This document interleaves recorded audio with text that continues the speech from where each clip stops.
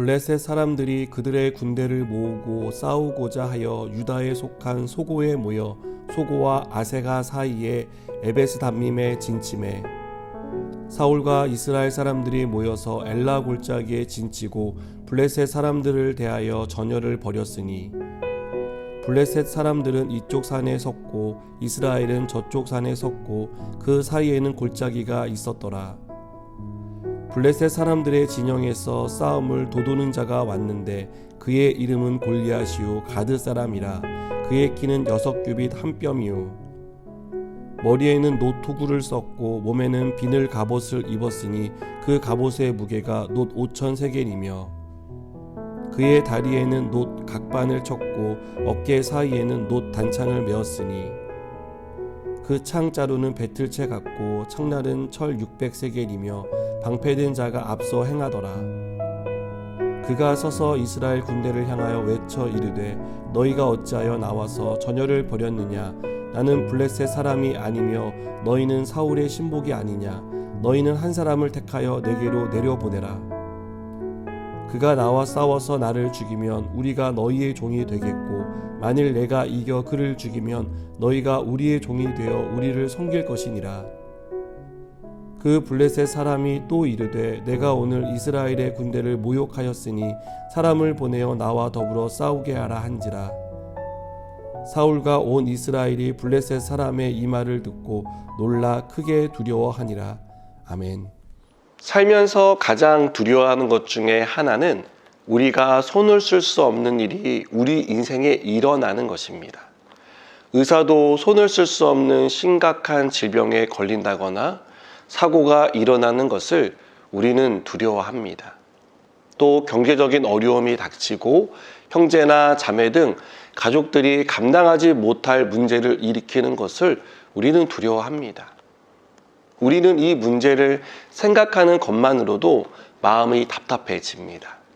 앞이 캄캄해서 생각하고 싶지도 않고 그저 일어나지 않기를 바랄 뿐입니다. 저는 이것이 우리 인생의 골리앗이라고 생각합니다. 실제 골리앗은 이스라엘 백성 누구도 상대할 수 없는 강력한 적이었습니다. 골리앗의 큰 키와 덩치, 그리고 그가 가진 무기, 전쟁을 통해 터득한 기술은 모든 이스라엘 사람을 두렵게 했습니다. 이런 골리앗이 매일 이스라엘 진영 앞에 나타나 싸움을 걸어왔습니다. 그러나 그 싸움에 선뜻 나서는 사람이 없었습니다. 골리앗이 압박을 가할 때마다 이스라엘 백성의 두려움은 커졌습니다. 여러분, 이스라엘 백성은 여전히 사울 왕의 통치를 받고 있었습니다. 사울이 전쟁을 이끌고 있었습니다. 사울은 암몬과의 전쟁부터 시작해 블레셋, 아말렉과의 전쟁 등 여러 번의 전쟁을 승리로 이끈 유경험자입니다. 외형적으로 변한 것은 아무것도 없었다는 뜻입니다. 그러나 블레셋 장수 골리앗 앞에서는 속수무책이었습니다. 사울조차 나서지 못하고 대체하는 상태에 있었고 이스라엘 군대는 두려움으로 싸울 의지를 점점 상실해 가고 있는 상황이었습니다. 가장 약한 군대는 군사의 수나 무기의 종류로 결정되지 않습니다. 많은 군사가 있어도 강한 무기를 가지고 있어도 싸울 의지가 없는 군대가 가장 약한 군대입니다. 지금 이스라엘 군대의 모습이 꼭 이와 같습니다. 단지 골리앗이 버티고 있다는 이유만으로 이스라엘 군대는 압도를 당해 무력감을 느꼈습니다. 그렇다면 무엇이 이스라엘 백성을 이렇게까지 만들었을까요? 단지 골리앗 때문이었을까요?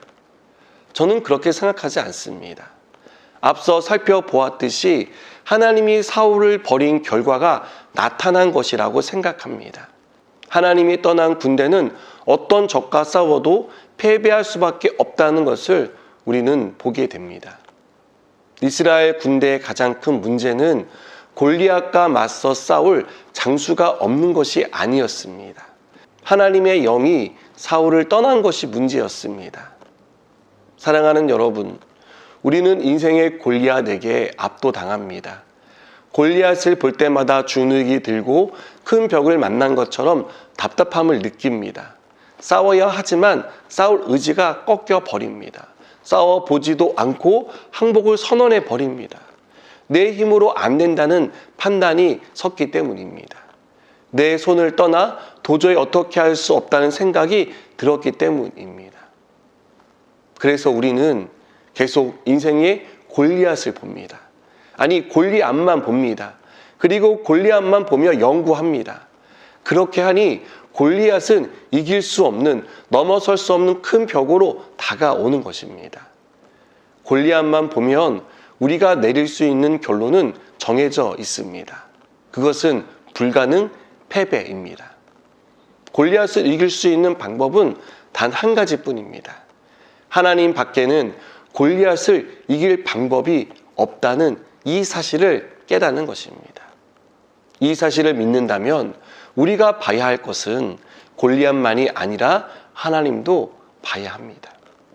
하나님이 함께 하시면 이긴다는 믿음을 가져야 합니다. 이 믿음을 가진 사람이 나설 때 골리앗은 무너지는 줄 믿습니다. 사랑하는 여러분, 하나님의 도움을 힘입으면 골리앗은 아무 문제가 되지 않습니다. 이 사실을 믿으시기 바랍니다. 기도하시겠습니다. 하나님, 두려움의 골리앗이 우리 가운데 있지만 우리가 골리앗만 보지 않기로 결정합니다.